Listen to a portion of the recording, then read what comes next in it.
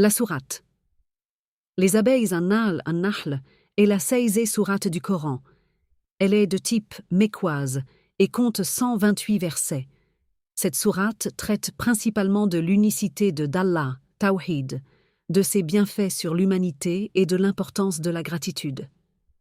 La sourate commence par rappeler qu'Allah est le créateur de toutes choses et qu'il est le seul digne d'adoration. Elle met en avant les signes de sa puissance, comme la création du ciel, de la terre, des montagnes, des rivières et des animaux utiles à l'homme. Cela décrit les bienfaits de Dieu envers l'humanité. Allah a soumis la nature aux humains pour leur bien-être, les animaux, bétail, pour leur lait, leur viande et leur force de travail, les plantes et les fruits pour leur subsistance, l'alternance du jour et de la nuit pour organiser leur vie. L'abeille, qui est mentionnée spécifiquement, versets 68-69, est présentée comme un exemple du dessein divin.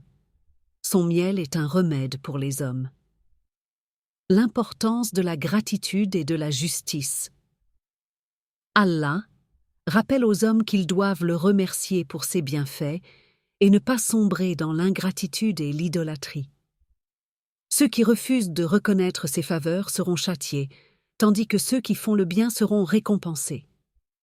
L'argument contre l'idolâtrie et les croyances erronées, la sourate critique ceux qui attribuent des associés à Allah et fabriquent des idoles.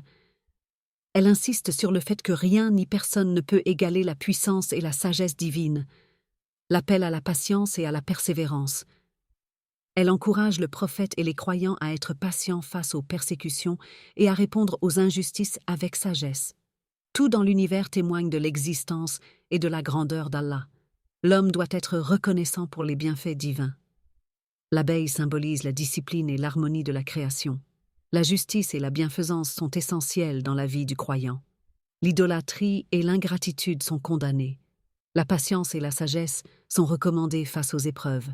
C'est une sourate qui invite à la réflexion sur la nature et à la reconnaissance des bienfaits divins pour mener une vie équilibrée et juste. Allah est le plus savant.